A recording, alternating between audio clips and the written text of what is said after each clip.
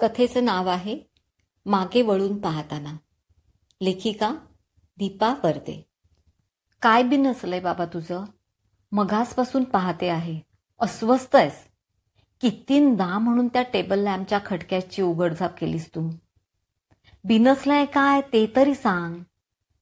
अरे ए दामोदरा. मी खुणेनेच काही नाही, सगळं काही ठीक आहे, तू जा आत जाऊन पड चा इशारा केला. रात्रीच्या इतक्या वाजता बेंबीच्या देठापासून ओरडून तिला समजवण्याची माझ्या ताकद, शक्ती, क्षमता अजिबात नाही. समजलं. बरं ऐक, निजायला जाण्या अगोदर बंगल्याचा पुढचा दरवाजा ओढून पाहायला विसरू नकोस, बरं का?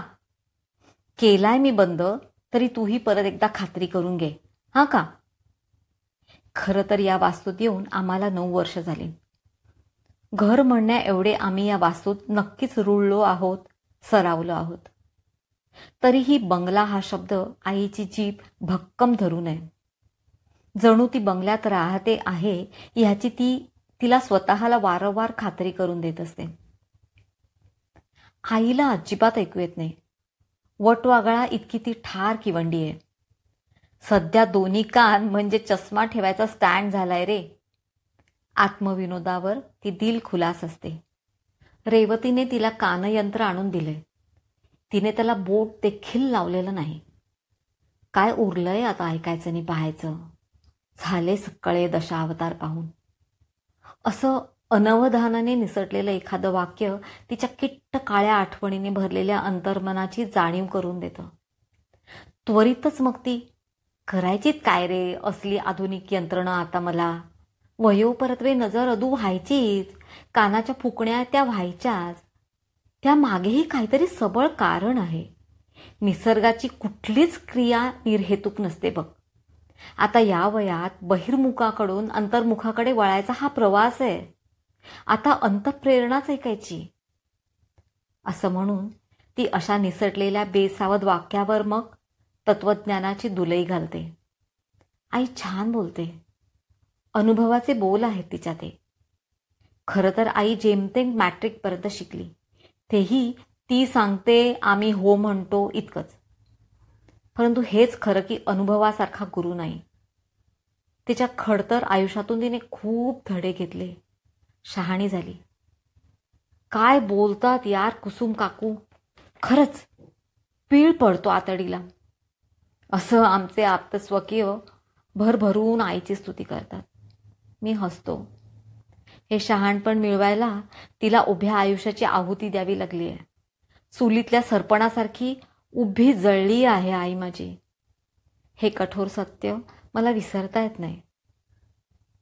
मी वृक्ष आहे, कोरडा आहे, भावना शून्य आहे, सर्वाहून अलिप्त राहतो मी. म्हणून रेवती माझ्या नावाने शंखध्वनी करत असते. मी बोलावं, तिच्यापाशी माझं मन मोकळं करावं. माझ्या अंतर्मनातली उलघाल, वैचारिक द्वंद्व तिच्यापाशी मोकळी करावी. म्हणजे अलीकडच्या भाषेत शेअरिंग का काय म्हणतात ते. म्हणून तिने कसलाचा एक महागडा क्रिस्टल माझ्या गळ्यात घातलाय. काही म्हणून उपयोग नाही. फुक्कट एवढा पैशाचा चोथा झाला म्हणून वर तीच बडबडत असते. मी वृक्ष नाही, कोरडा तर नाहीच नाही. परंतु भावनांचा बंधारा खोलायला मला सक्त मनाई आहे. मी कधी भरून येत नाही. मिठास रोमॅन्टिक बायकोला आवडेल, तिला मोहून टाकेल असं दिलखेचत मला बिलकुल बोलता येत नाही. माझी जीभ कशी ती रेटतच नाही. नजर उघडी ठेवायची, सारं पाहायचं, परंतु कशाची वाच्यता करायची नाही. हे खूप कोवळ्या वयात परिस्थितीने शिकवलेलं धोरण माझ्या अंगवळणी पडलंय. बापाने टाकलेली बायको मुलं असा शिक्का माथी मारून आम्ही आजोळी आलो तेव्हा आईने खोचा बांधला आणि मी जिभेला जशी गाठ मारली ती आजवर उघडलेली नाही. तिथे आजोळी रुजण्यासाठी हे असं करणं अपरिहार्यच होतं. पुढे मग तोच स्वभाव झाला.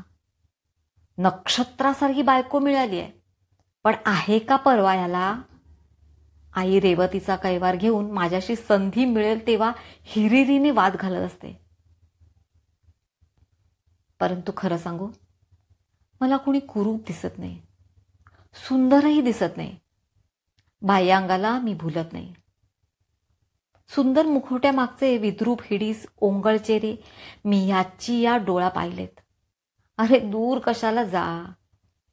अरे माझा बाप दिसायला एखाद्या हिंदी सिनेमातला नट शोभेल इतका देखणा, अतोनात बुद्धिमान म्हणून त्याची ख्याती, त्याच्या डिग्रीत पुरी 12 खडी वाचावी इतका विद्वान माणूसा, उभ्या पंचक्रोशीत त्याच्यासमोर उभा राहणारा दुसरा कुणीही नव्हता.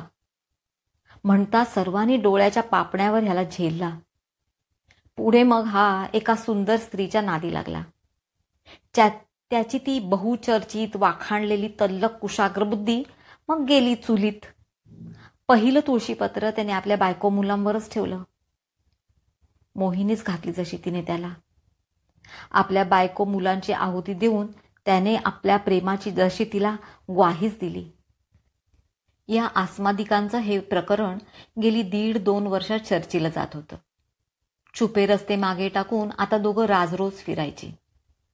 गावातला सध्याचा चर्चेचा ठळक विषय होता आता हा. कुणी कुणी अस्पष्ट असं काहीतरी सूचक बोलून जायचं, परंतु उघडपणे बोलायची कोणाची तशी बिशाद नव्हती. इतका शिकलेला सवरलेला त्या काळातला फॉरेन रिटर्न मनुष्य एका देखण्या बाईबरोबर बसतो, उठतो, फिरतो म्हणून काय झालं? गैर काय आहे त्यात? ठेवतात बडी लोक अशी मैत्री. त्याला अनुचित ठरवणं, वेगळ्या नावाने संबोधणं म्हणजे बोलणाऱ्याच्या कोत्या प्रतिगामी वृत्तीचं जाहीर प्रदर्शन ठरलं असतं ना. मग कोण कशाला बोलतंय?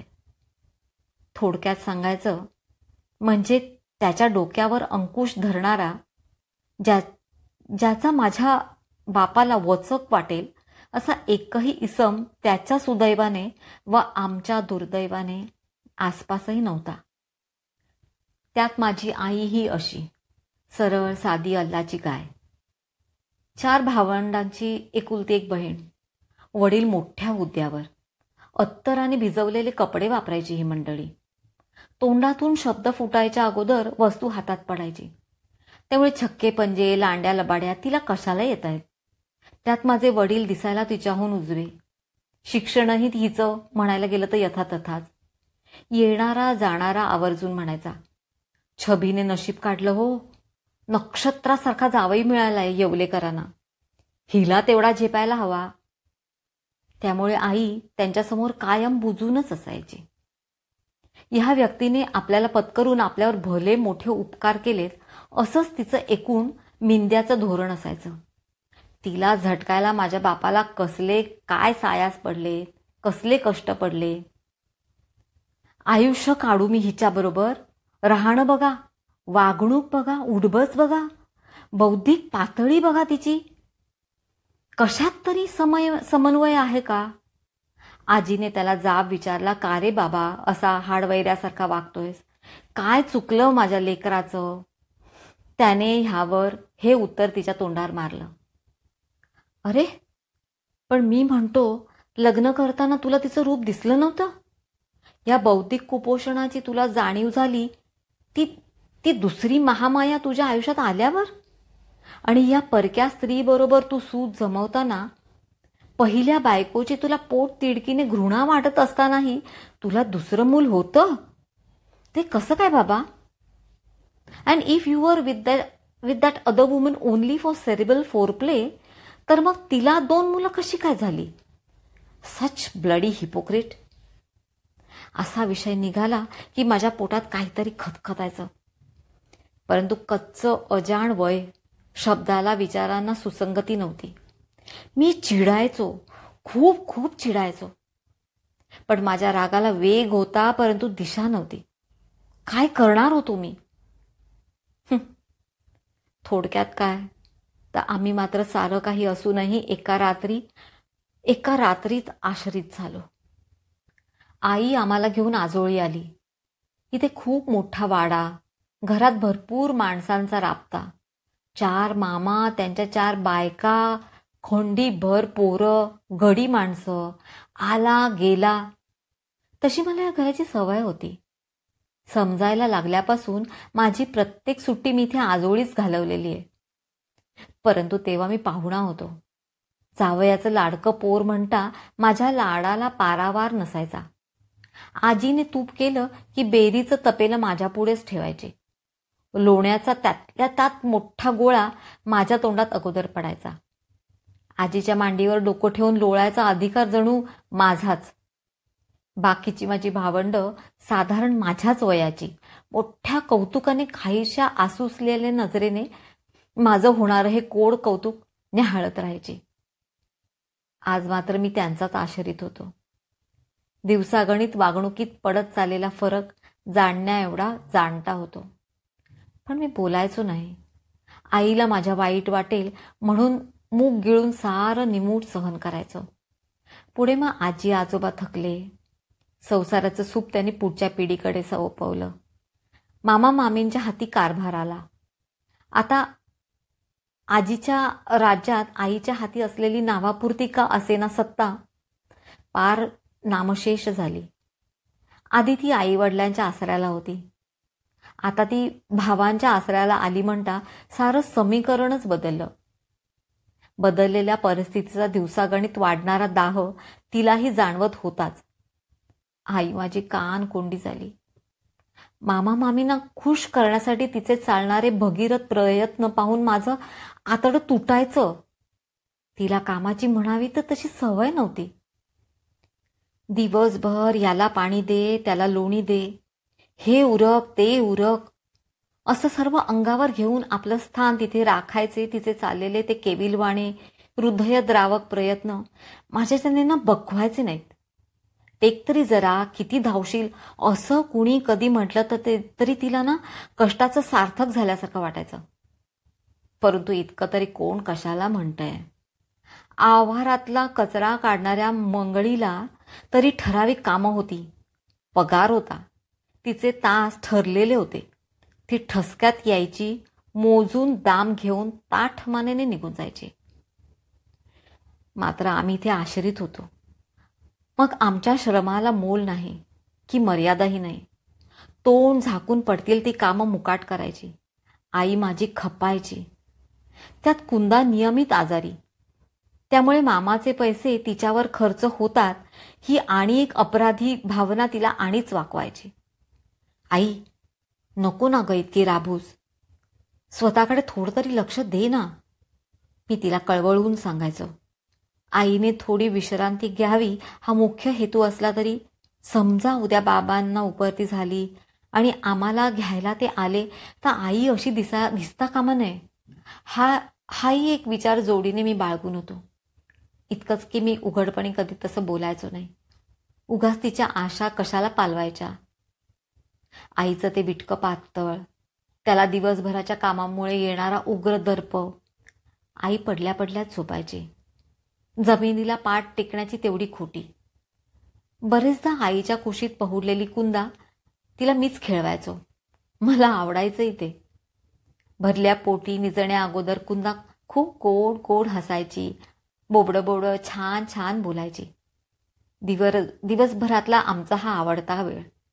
बाजूला निजलेली आई मात्र कशी तरीच दिसायची. डोळ्याखाली रुंदावणारे तिचे गडद काळी वर्तुळं, पार खपाटीला गेलेलं पोट, हाताच्या काटकोनावर तिचं ते डोकं कसं असहाय्य वाटायचं. आईच्या केसातल्या कलाबुतीची भर दिवसागणित वाढतच होती. उघड्या डोळ्याने मी माझ्या आईला अशी सहाणेवर घासलेल्या गुटीसारखी झिजताना पाहत होतो. जीव तीळ तीळ तुटायचा. असा राग यायचा सर्वांचा ह्या परिस्थितीचा. पण बोलू म्हटलं तरी बोलू काय? जाब विचारायचा झाला तरी तो विचारू कोणाला आणि कशाबद्दल? कधीतरी वाटायचं काहीतरी चमत्कार होईल.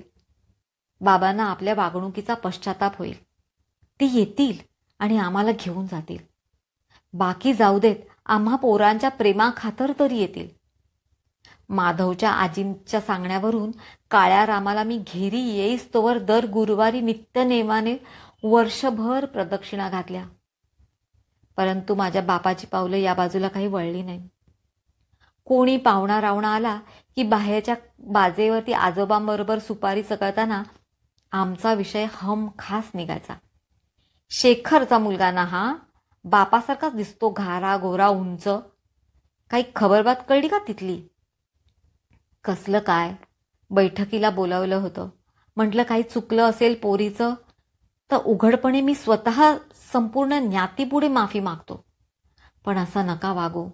2 लेकरं आहेत सोन्यासारखी, त्याचं तरी भान ठेवा. सामंजस्याने सोडवू आपण. तुम्ही या फक्त. पण तो यायला हवा ना समोर. इतके निरोप पाठवले पण हो नाही की चू नाही. परवा तर आणिच काहीतरी विपरीत कानावर आलं.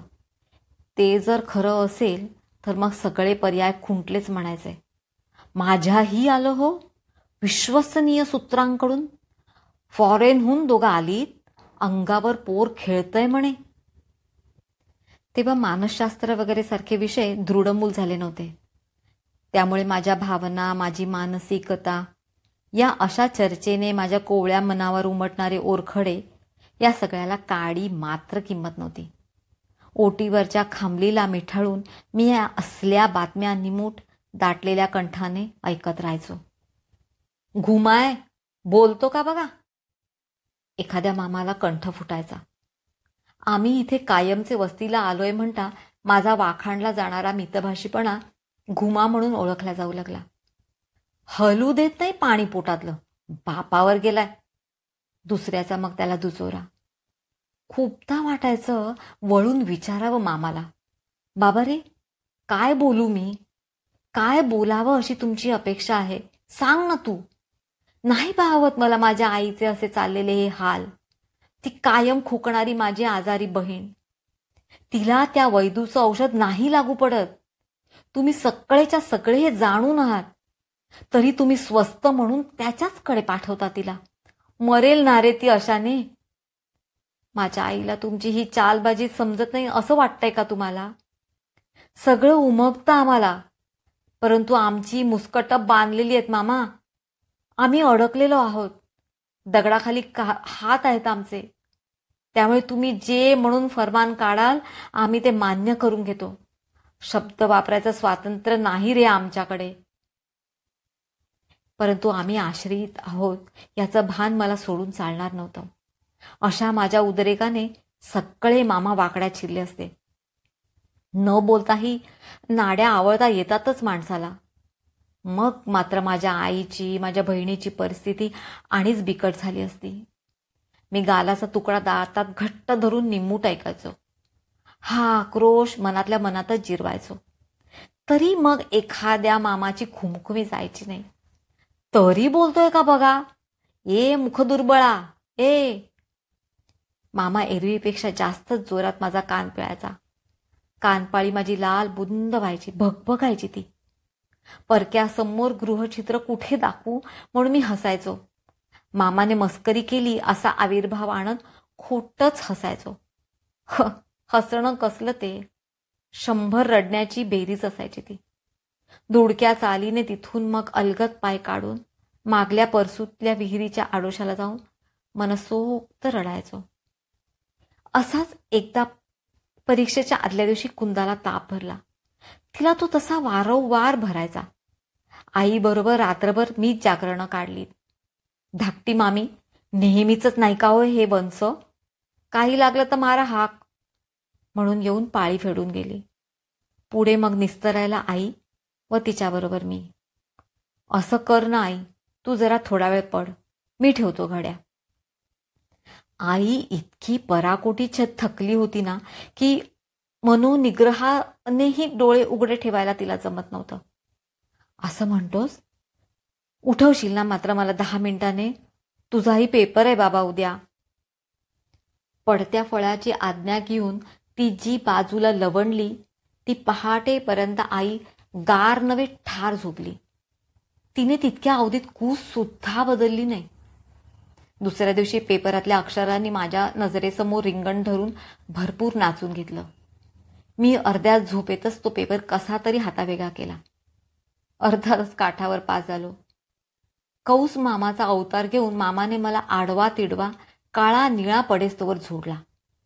जनाची नाही तर मनाची तरी लाज धरा. पाण्यासारखा पैसा खर्च करतोय आम्ही तुझ्या शिक्षणावर, आणि तुझी ही थेर माजोरडा कुठचा.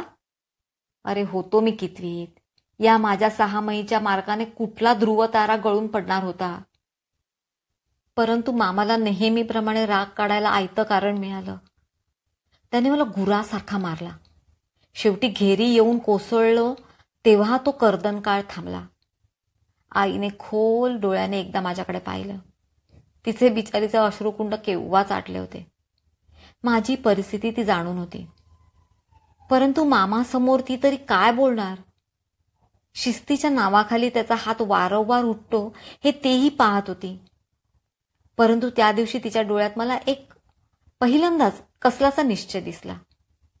आजोबांशी विचार विनिमय करून तिने पडवीच्या बाजूची सरपण साठवण्याची खोली स्वतःसाठी रिकामी करून घेतली. कोणाचा ह्यावर आक्षेप नव्हता. एकतर पत्रे टाकलेली ती छोटी खोली घराच्या थेट बाहेर होती.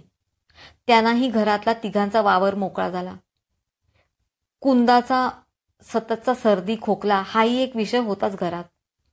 आणि परत आई दिवसभर मुख्य घरात प्रत्येकाच्या दिमतीला हजर असणार होतीच, म्हणता कोण कशाला आक्षेप घेतय. इथे तसं बरं वाटायचं. आजोबांनी वर्षाचा तांदूळ डाळीचा साठा भरायचा दंडक लावला, म्हणता 2 वेळच्या अन्नाला तुटवडा नव्हता. सुखाचे 4 घास पोटात पडायचे. आजी भाजीतली भाजी आम्हा मुलांना खाऊ पाठवायची. मीठ मोहरी सारं आजीकडूनच यायचं. आजीचं खूप आतडं तुटायचं. चुकून सुद्धा ती कधी आमच्या या खोलीत डोकावली नाही. नशिबाने धिंडवडे काढले माझ्या लेकराचे. उभ्या आयुष्यात कधी मुक्या जनावरालाही हट म्हणून म्हणाली नाही. तिच्या माती हे असं काय म्हणायची ही कर्मगती. पुढे मुलांच्या हातात सत्ता गेली. ती परस्वाधीन झाली. मनात लाख असूनही देता घेता मर्यादा यायच्या. तरी पहिल्यापेक्षा ही व्यवस्था अधिक सोयीस्कर होती. आई आजीच्या घरी जाऊन पूर्वीसारखीच काम करत असली तरी आता अधेमध्ये का असेना तिला इथेही यावं लागायचं. कुंदा घरी असल्याने तिला इथेही घरात वेळ द्यावा लागायचा. त्यामुळे का असेना थोडा विसावा तिच्या नशिबी आला. हरिश्चंद्रच्या परीक्षेनंतर थेट देवाने आमचीच जशी निवड केली. जरा कुठे सैलावतो आहोत असं म्हणताना आजी गेली आणि आमची जशी कवचकुंडलच गळाली. तिच्या मागोमाग आजोबा आणि आम्ही खऱ्या अर्थाने पोरके झालो. उरले सुरले मायेचे झरे बघता बघता आटले. भाज्यांची मापं कमी झाली. तेल तिखट मागितल्याशिवाय मिळेना. आपल्या मुलाबाळांच्या संगोपनासाठी पैसे मिळवू शकेल असं कसलं खास कसब आईपाशी नव्हतं. परंतु अंग मेहनतीला तिची ना नव्हती. बाहेर पडून निवडणं टिपणं करायला तिने तयारी दर्शवली. परंतु तेच तितकंच उरलंय आता. काय कमी पडलं तुला? कशाला आमच्या लाजेची लक्तर वेशीवर टांगायला निघाली आहेस? नसती थेर केलीस तर याद राख, मामाने निक्षून सांगितलं. तोही पर्याय मग खुंटला. थोडक्यात सांगायचं म्हणजे सर्व बाजूने आमच्या नाड्या आवळल्या जात होत्या. माशाचं पोळं अंगावर पडावं तशी गत झाली आमची. घरात भाजीपाला जेमतेम यायचा. त्यात परत कुंदाचा आजार होताच आईच्या 5वीला पुजलेला. पैशा अभावी आई जमेस्तोवर घरगुती औषधावर खपायची. परंतु तिचा आजार रोज बळावताना आम्ही उघड्या डोळ्याने पाहत होतो. परंतु डॉक्टरचा पर्याय परवडणारा नव्हता. थोडक्यात सांगायचं तर आई जेऊ घालीना नि बाप भीक मागू देईना अशी आमची गत झाली होती. एके दिवशी मात्र निरुपाय झाला म्हणून गजगजलेल्या कुंदाला घेऊन आईने डॉक्टर गाठला. त्यांचे फीचे पैसे कसे द्यायचे हा प्रश्न भेडसावत होताच.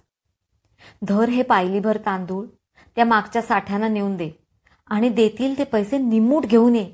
इतकेच का तितकेच का म्हणून हुज्जत घालू नकोस. समजलं का तुला? आईच्या सूचनेनुसार मी हा व्यवहार पार पाडला. पैसे आईच्या स्वाधीन केले. कुंदाच्या औषधाची सोय झाली. परंतु तितक्यावर थांबलं तर ते आमचं गंजकं नशीब कसलं. पदोपदी सत्वपरीक्षा लिहिलेली पत्रिका आमची. नेमकीच कशी ती मामाच्या कानावर ही उलाढाल गेली. मग पुढे काय विचारता. त्याने ये तोंडा जा तोंडा आमच्या 7 पिढ्यांचा उभा उद्धार केला. आमच्या पोरा बाळांच्या तोंडचा घास काढून आम्ही तुला पोसतोय आणि त्याची ही परतफेड. अरे पण, तिचं अरे पण त्याने बिलकुल ऐकून घेतलं नाही. आमच्या धान्याचा साठा आणिच आकसला. कोणाला बोलणार, कोणाकडे न्याय मागणार. अन्नात मग डोळ्यातल्या अश्रूचं लवण पडायला लागलं. मला आठवतंय, आई मी काय म्हणतो, उद्या लिखिते बाईंचा अधिकचा क्लास आहे, डब्यात थोडं. अरे देईन ना. गंमत म्हणजे आई कधीच कशाला नाही म्हणायचे नाही. वरणात आदल्या दिवशीचा चपात्या घालून तो डबा धर म्हणून देताना ती उगाचच फार कामात असल्याचा बहाणा करत माझी नजर चुकून आत निघून गेली. मध्यंतराच्या सुट्टीमध्ये माझा तो आगळा वेगळा डबा पाहून पोरांच्या नेत्रसंकेताकडे मी जाणीवपूर्वक दुर्लक्ष केलं. फोडणीची चपाती करावी ती आईनेच असं कौतुकाने सांगत ते शिळ्या चपातीचे गुबगुबलेले तुकडे मिटक्या मारीत संपवले. तसा आव तरी आणला. आणि ही सर्व कसरत करीत असताना आई कुंदा जेवल्या तरी असतील ना, की आपल्याच डब्यात घातल्या असतील आईने जास्तीच्या स्वतःच्या तोंडच्या काढून, ह्याची काळजी काळीच कुरतडत राहिली. तो घास मग बराच वेळ तोंडात घोळत राहिला. रात्री जेवतानाही आज आम्हाला तिघांना मिळेल ना पोटभर अन्न, याची सततची टांगती तलवार माझ्या डोक्यावर लटकत असायची. धसकाच घेतला मी अन्नाचा. म्हणून मी रेवतीला सततच सांगत असतो, उरलं ना तरी हरकत नाही, तू भरपूर कर. तिला ते अर्थातच विचित्र वाटतं. टाकायला का करायचंय, कसला हा नसता हट्ट. हवं ना तर देऊन टाक कोणाला, पण मला डोळ्याला भरपूर दिसायला हवं. माझे हे विचार तिला देवनागरीसारखे अगम्य वाटतात. विचित्र नजरेने ती माझ्याकडे पाहत राहते. माझ्या या असुरक्षिततेचं मूळ माझ्या भूतकाळात दडलेलं आहे हे मी तिला नाही सांगू शकत. आजही माझे विचार मांडायला मी तसा तोकडाच पडतो. दिवसागणित परिस्थितीचा हा अजगरासारखा वेढा आमच्या भोवती अधिकाधिक आवळला जात होता. परिस्थिती अधिकाधिक बिकट होत चालली होती. काहीतरी हातपाय हलवणं भागच होतं मला. मध्ये एका मुलाबरोबर माझी ओळख झाली. त्याच्या जोडीने मी पहाटे उठून पेट्रोल पंपवरती गाड्या पुसायला जायला लागलो. पैसे मिळायचे. आईच्या ते सुपूर्द करून तिचा उजळलेला चेहरा पाहून भरवून पावायचो. तिच्या चेहऱ्यावरच्या काळजीच्या निवळलेल्या रेषा पाहिल्या की आयुष्याचं सार्थक झाल्यासारखं वाटायचं मला. पुढे मग त्याच पेट्रोल पंपावरती गाड्या धुण्याचं काम मला मिळालं. त्यातूनही बरे पैसे मिळायला लागले. साहजिकच मामांच्या कानावर गेलं हे. अख्ख्या घराचं प्रतिनिधित्व पत्करून धाकट्या मामाने आमच्या घरात रुद्रतांडव केलं. इतका काही बोलला, इतका काही बोलला, जणू शब्दकोशच उपडा केला त्याने. आईने सर्व शांतपणे ऐकून घेतलं. माझं सोड बाबा, परंतु माझ्या पदराला 2 पोरं आहेत. कुंदाची परिस्थिती तुला माहिती आहे. तू ह्या पैशाची मला सक्त गरज आहे. मी दामोदराला कुठल्या तोंडाने नाही म्हणू, तूच सांग. आता तू देत असशील तर गोष्ट वेगळी. तिच्या बिनतोड युक्तिवादावरती तो निःशब्द झाला. मामा थोडा वरमला. हे पैशाचं लचाण आपल्या गळ्यात पडू शकतं म्हणता तिथून त्याने अलगद काढता पाय घेतला. इथून पुढे मी निर्भयपणे कामाला लागलो. अभ्यासात मी खूप हुशार असा विद्यार्थी कधीच नव्हतो, परंतु नियमित पास होत शिकत गेलो. मॅट्रिक होईस्तोवर मामा लोक आम्हाला पूर्णपणे परके झाले होते. ना एकमेकांकडे येणं जाणं, कामापुरती होणारी बातचीतही खुटली. शेतावरून येणाऱ्या तांदळाचा ठरलेला हिस्सा आळत आळत पावपटवर आला होता. तो तेवढा घरात येऊन पडायचा, परंतु आता त्याची सल तितकीशी टोचायची नाही. कुंदा शाळेत जायला लागली होती. म्युन्सिपाल्टीत का असेना ती शिकत होती. उभा वनवास आम्ही भोगला. परिस्थितीचे चटके खाल्ले. लोकांचीच कशाला, सर्व नातेवाईकांचीही अवहेलना उपहास सहन केला. बाबांचा असा म्हणून कधीतरी राग यायचा सांगू, आणि तरीही खरं सांगू, बाबांची मध्येच कडकडून आठवणही यायची. आतडीला कसा पीळ पडायचा. वाटायचं बाबा येतील.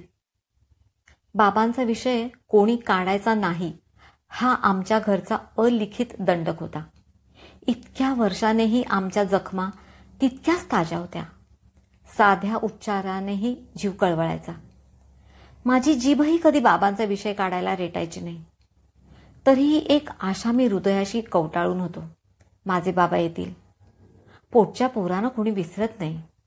आजी नाही का म्हणायची, मुलगा मोठा झाला का बाप नाही राहू शकत दूर त्याच्यापासून, येतोच तो खेचल्यासारखा.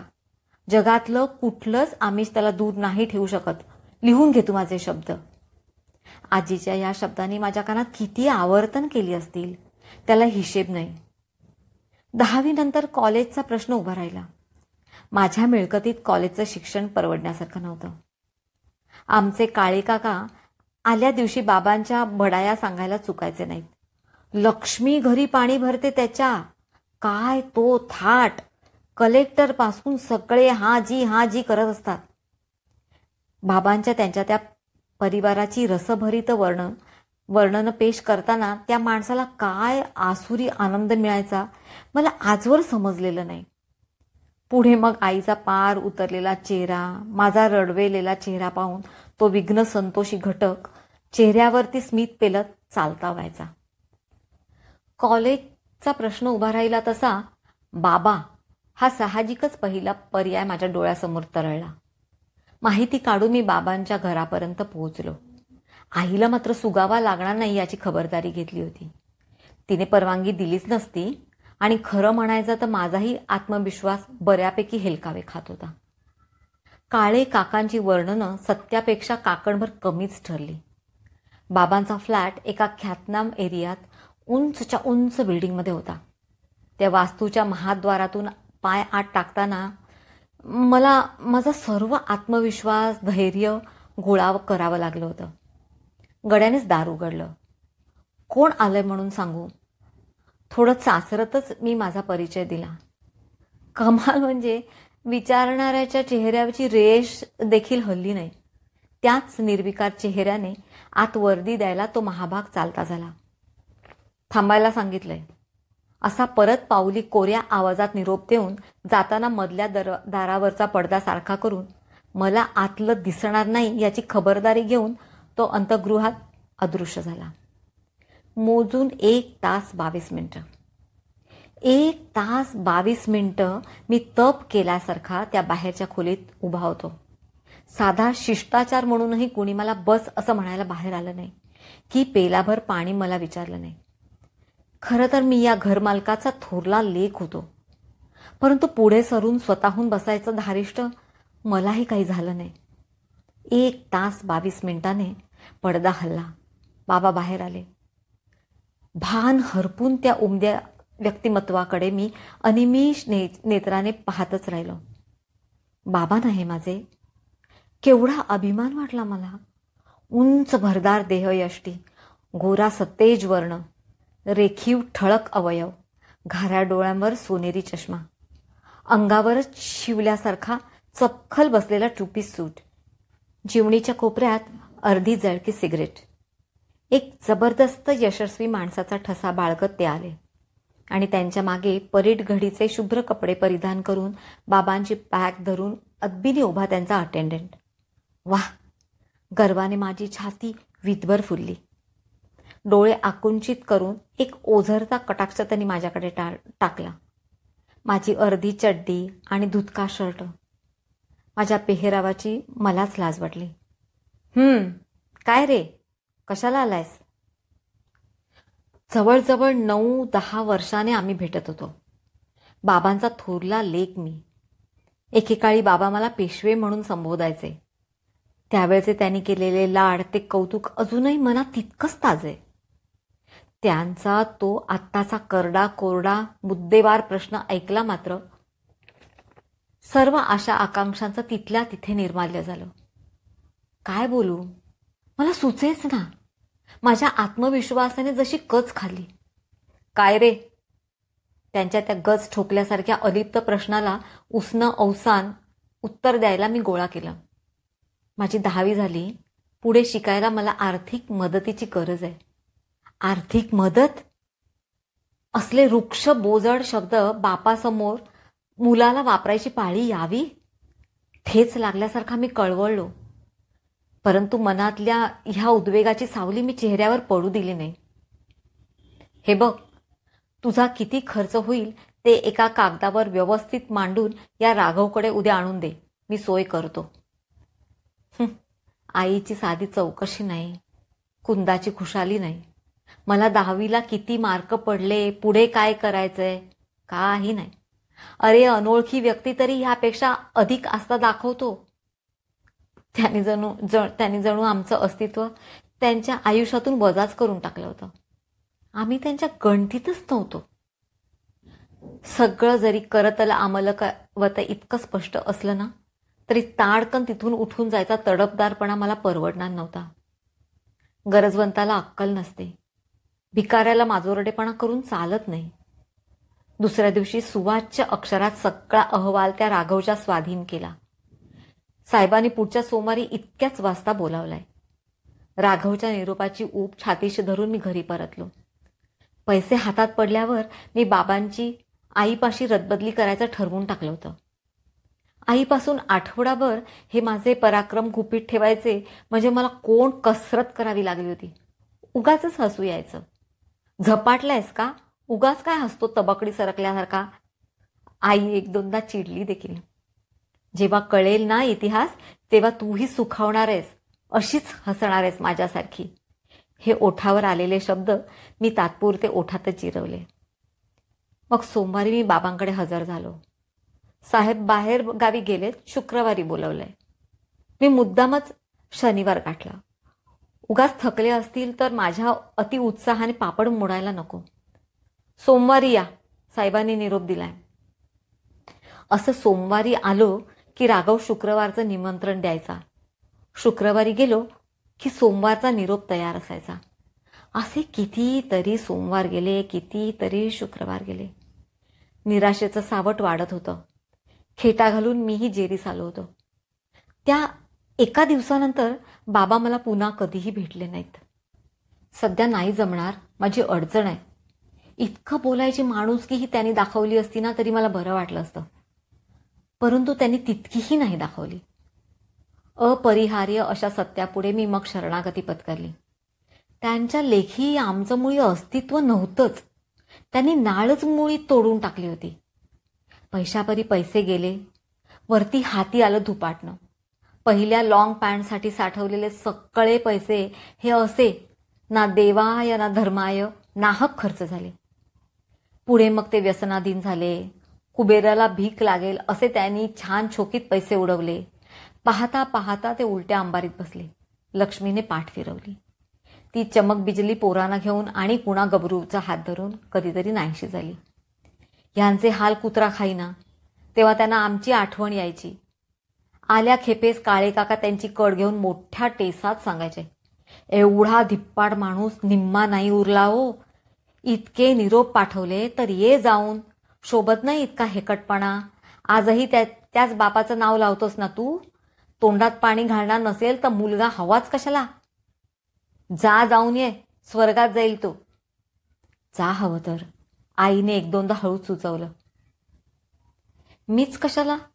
प्रत्यक्षात ब्रह्मदेवाने जरी त्यांच्या तोंडात पाणी घातलं ना तरी त्यांचा नर्क हा अटळ आहे. आई नसती थेरं मला जमणार नाही, पुन्हा सांगू नकोस. आईला मी एकटाच निक्षून सांगितला. केव्हा तरी बाबा नावाचा तो व्यक्ती कालहीन झाला.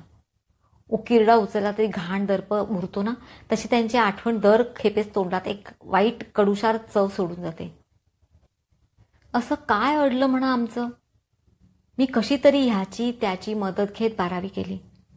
कंटेनर कन्साइनमेंटची कामं विनू जाधव करायचे. त्यांची गाडी धुता धुता त्यांच्याकडे शिपाई म्हणून लागलो. पुढे विनू काकांकडून मी ही लाईनही शिकून घेतली.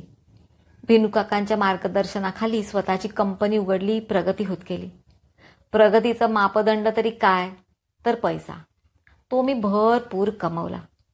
कॉलेज मात्र मी पूर्ण नाही करू शकलो हे शल्य कायमचं उरलं. घराच्या पडवीत राहणारे आम्ही तिथून उठून चाळीत आलो. पुढे त्या 2 खोल्या विकत घेतल्या. मग फ्लॅटमध्ये गेलो. इथे पुढे स्वतःची ही मोठी वास्तू बांधली. उत्कर्षाला असंख्य नातेवाईक असतात, अपयश पोरकं असतं अशी म्हण आहे. आमच्या ह्या उत्कर्षाने बरे वाईट नातेवाईक गोळा केले. आई म्हणजे खुश आहे. ज्या लोकांनी क्षुद्र किड्यासारखं आम्हाला झटकलं तेव्हा ते वाट वाकडी करून आईला भेटून जातात, म्हणतात तिचा अहंकार गोंजारला जातो. गंजक्या नशिबाने कमी का आम्ही वर्ष काढली, रक्ताचे अश्रू प्यायलोय. आला दिवस ढकलला, उद्याचा बरा येईल या आशेने. आमच्या कष्टाला पारावार नव्हता. आता हे ऐश्वर्य पाहत आहोत. ही अशी भली मोठी वास्तू, दारात गाड्या, सामाजिक प्रतिष्ठा. यक्षिणीने जशी काडीच फिरवली आमच्यावर. तरी सांगू, रात्री कधीतरी अचानक जाग येते. त्यावेळचं ते नागडं दारिद्र्य माझ्या भोवती फेर धरतं. मी घुसमटून जातो, घामाने निथळत जागा होतो. मग अनवाणी पायाने ही वास्तू पूर्ण फिरून येतो. डोळे भरून त्याचा कोपरान कोपरा डोळ्यात साठवतो. नाहीतर मग इन्व्हेस्टमेंटच्या सर्व फाईली काढून बसतो. रेवती चिडते, इतक्या रात्री? उद्या मला उचलायला लागणार आहे हे सगळं रोंबाट. काय हवं ते मला विचार ना, मी सांगते. मला त्यातलं फारसं काही समजत नाही, मी लक्षही घालत नाही. परंतु हे मोठाले आकडे आपले आहेत म्हटलं ना की एक दिलासा मिळतो. त्यात आपण गरीब नाही याचं आश्वासन असतं. तितकंही मला ते पुरतं. माझी स्वप्न मोठी नाहीत, मी महत्वाकांक्षीही नाही. कशाचाही मला सोस नाही. माझी वैचारिक चौकट एकूणच तशी खुजीच राहिली. मी आतून मिटलेलो आहे. माझ्या गाभ्यापर्यंत कोणी पोचूच शकत नाही. आणि मी स्वतः माझं अंतर्मन उकलून दाखवेन एवढं मला कोणी जवळचंही वाटत नाही. ना माझी आई, ना रेवती, कोणीच नाही. दबदब्याखाली उभा राहून मी अलुपत्रासारखा ठाक कोरडा आहे. आई बजावते, दामोदरा, अरे सुख मिरवायचं असतं, दुःख जिरवायचं असतं. असा कसा रे तू? वैभव हात जोडून उभं असताना तुला त्याचाही उपभोग घेता येत नाही. तुझी बाबा रीतच न्यारी. सांसारिक म्हणावा आता आसक्ती नाही, संन्याशी म्हणावा तर विरक्तीही नाही. योग्यच म्हणते ती. खरं म्हणायचं तर माझ्याहून अधिक खस्ता आईने काढल्या. नवऱ्याने टाकलेली स्त्री, पदरात 2 मुलं, त्यांच्या संगोपनाचा उभा प्रश्न, त्यांच्या भवितव्याची काळजी. सत्वपरीक्षाच दिली तिने. तरीही सांगू, सारं संपूनही ती उरली आहे आणि मी उरूनही संपलोय.